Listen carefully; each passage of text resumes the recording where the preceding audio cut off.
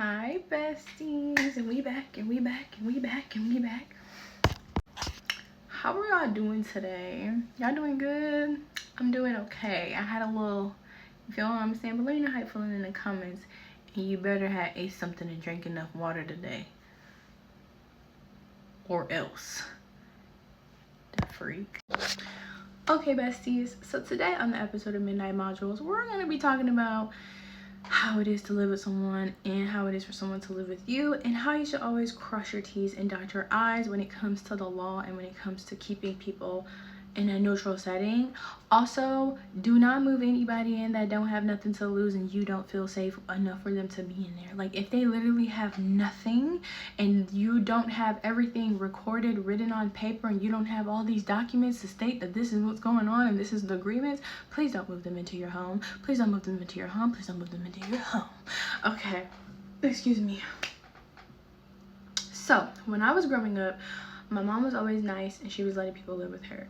Now, did every place that we had was a result of someone causing us to have to move? No, we've always moved. We've had many places living and growing up in North Minneapolis, and that's okay.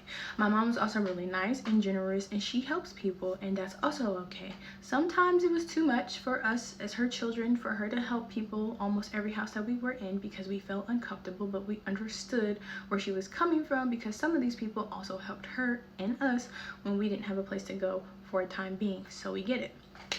Now, fast forward to me having to live with someone without my mom, and I was a teenager, and I did not respect the people's rules. Now, for the most part, I did. I cleaned. I didn't cook, but I cleaned. I made sure that I kept my space clean and tidy. I didn't, have people in and out of the house. I paid where I laid, even if that meant watching someone else's kids or giving money every now and again when I could. They didn't really want any money for real. They just wanted me to get up and get on out of their place so I could have a better place to live. Also, I had other people living with them as well, and I understood that. I was so grateful for everything, but at the same time, it was just like, hurry up and buy.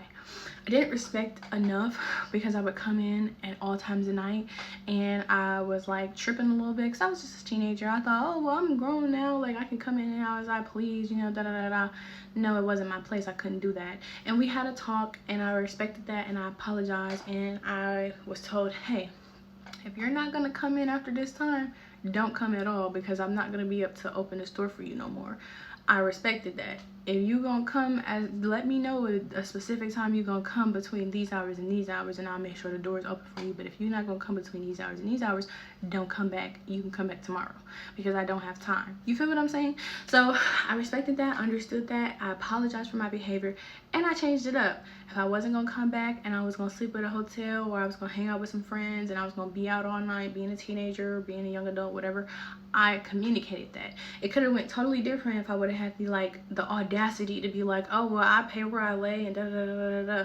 You may think what you're doing is paying where you lay, but you didn't have to lay there.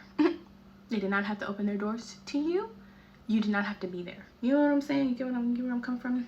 So it be like that sometimes. Now, flash forward to one of my friends. They have a place. Their place is nice. They have a lovely home. But they allowed someone who had their stuff together move in, and now they're at odds. This person doesn't have where to go. They pay rent there. It's been over 30 days. Hell, it's been over 60 days. I think it's been a little bit about 90-ish plus days that they've lived there, and now this person is becoming toxic. This person and my friend are getting in physical altercations. My friend has to have people there at their home, so if anything does happen, that person, my friend, does not go to prison or jail or anything like that. And the person who was doing all of these things had just been showing all these red flags previously, but my friend was like, oh, let me just give them the benefit of the doubt. See, the benefit of the doubt, it gets a lot of us in trouble, and I'm one of those people who have given a lot of people the benefit of the doubt, and it's gotten me in trouble. And I would say you can give people the benefit of the doubt once, maybe twice, but that third time, if you don't make a chart with your hypothesis to see what the pros and cons and the actions and reactions are, if you don't pray to God, if you don't freaking meditate and get these answers, baby, you're going to be sitting there homeless with nothing at all, or a charge, and homeless. Because a lot of these places, even though the society is disgusting and the economy is crashing, they don't care about that. They're getting money. At the end of the day, they have a house that they have to pay for, just like we had an apartment we had to pay for, or a house that we have to pay for, or a car note that we have to pay for, or school tuition that we have to pay for. They have stuff to pay for. So if they can put somebody in your same position where they don't have to deal with the police being called or destruction of property or anything like that, baby, they will replace you so fast.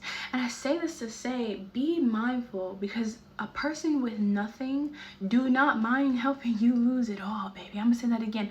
A person with nothing does not mind you helping you lose it all. They do not mind helping you lose it all. It doesn't matter if it's a friend, a foe, or a family member. They don't care.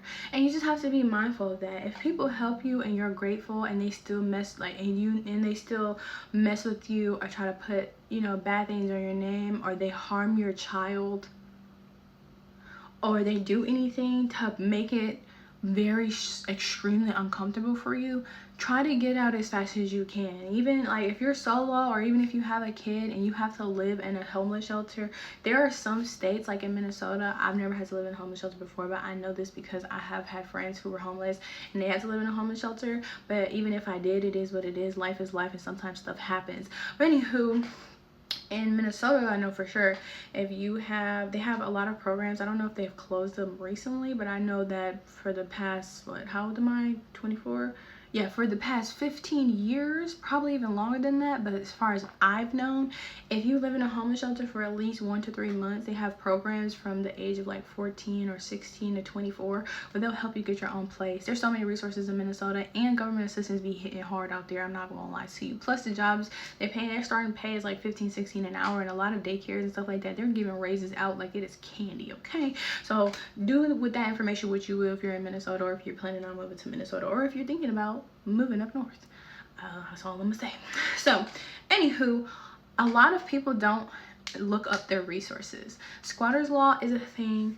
30-day notices, I think in every single state, is a thing. I don't know, don't quote me on that, just look it up. I know for a fact all the states that I've lived in, 30-day notice is a thing. But I know when you have resources, Google is free. Libraries will give you a temporary library card to look some stuff up. I'm not gonna lie, y'all need to start relying on those more, because cell phones are not always it. But libraries have Wi-Fi too, so if you go in a library and you want to look up something, go look it up. Go to your local Starbucks, go look it up. If your library is far away and you can't get to it right now, go walk around and try to get you some free Wi-Fi, baby. Go reset that free Wi-Fi and get you some information that you need, because it's free. You want to kick somebody out of your home, there is no there's a legal way to do it, but there's also another legal way to do it that you don't have to be harming them or harming their things.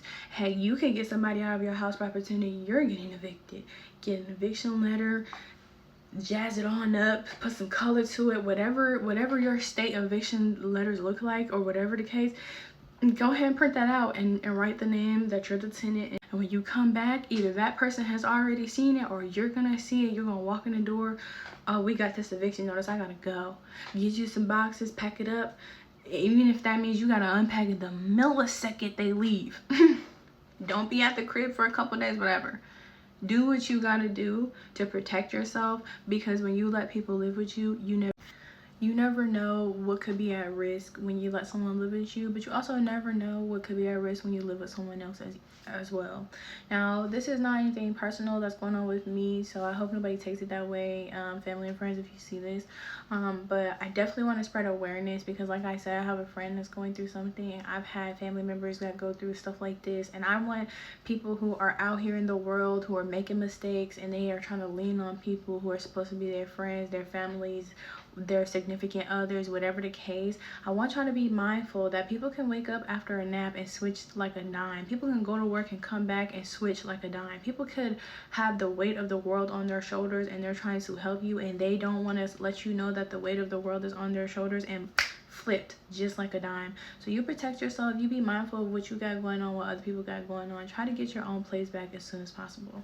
Bye, besties. Hi besties, thanks for tuning in to another episode of Midnight Modules. Be sure to subscribe and follow me on all social media accounts. Okay, love you. Bye.